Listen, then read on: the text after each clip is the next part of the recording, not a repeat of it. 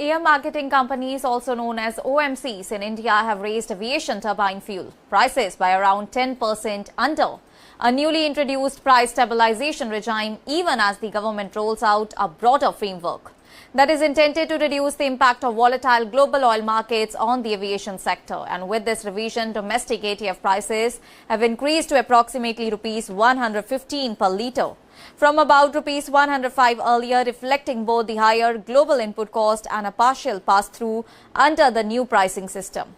And this development comes at a time when the global aviation fuel market has been highly unstable due to geopolitical tensions, particularly disruptions that is linked to the West Asia conflict and broader fluctuations in crude oil prices.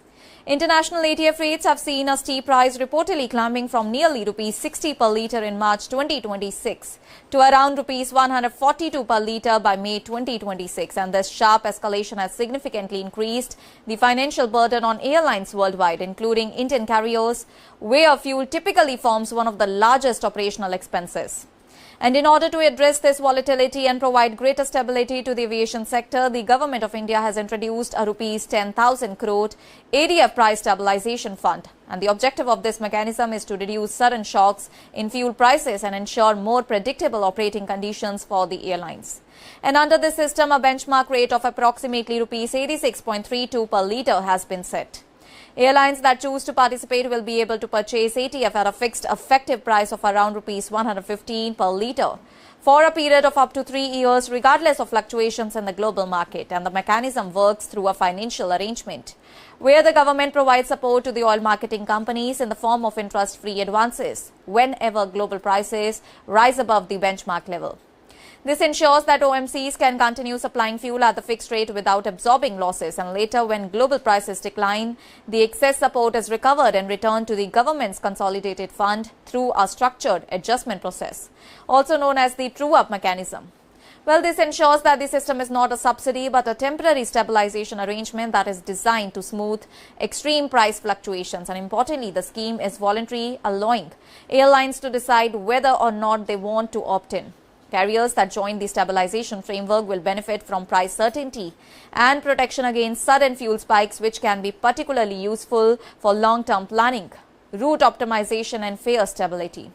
Well, on the other hand, airlines that do not participate will continue to buy fuel at the market-linked rates, which are currently significantly higher at around rupees 142 per litre, in line with international pricing. While this exposes them to higher costs during price surges, it also means that they could benefit if global fuel prices decline in the future. And ATF is one of the most critical components of airline operating costs, accounting for roughly 40 to 60% of total expenses. That is, depends on market conditions and fuel price cycles.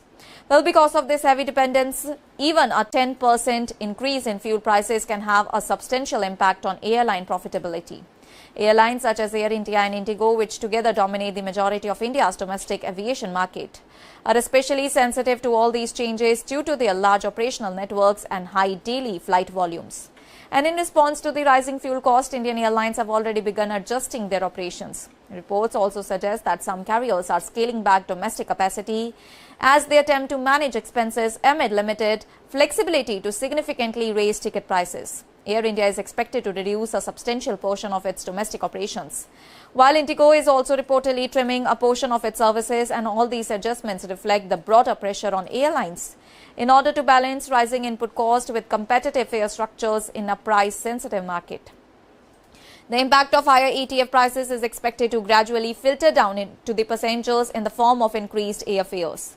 However, the extent and the timing of fare hikes will vary depending on each airline's business model, route structure and pricing strategy. Low-cost carriers, which operate on thinner margins and rely heavily on high aircraft utilization, may feel more immediate pressure compared to the full-service carriers, and at the same time, airlines that opt into the stabilization scheme may be better positioned to maintain more stable fares due to the predictable fuel cost. Well, from a policy perspective, the government's initiative is designed to strike a balance between financial sustainability for airlines and affordability for the passengers. And by reducing exposure to sudden global price shocks, the stabilization framework aims to create a more stable operating environment for the aviation industry. And this could improve long-term planning, reduce uncertainty in fare pricing, and support capacity planning across domestic routes. Well, for passengers, the immediate effect may not be uniform or sudden rise in ticket prices, but rather a gradual adjustments depending on market conditions and airline decisions. Over the time, the stabilization mechanism could help reduce extreme fare volatility during global crisis, ensuring that air travel remains more predictable even when oil markets are unstable. Overall, the combined effect of a 10% ADF price hike and the introduction of a structured price stabilization regime represents a significant shift in India's aviation fuel policy. It reflects an attempt to balance competing priorities, protecting airlines from unpredictable fuel shocks, maintaining fiscal discipline through recoverable government support, and limiting excessive fare volatility for the passengers in an already cost-sensitive aviation market. That's all for now. Stay tuned to the Savera for more updates. Do like, comment, and subscribe to the channel.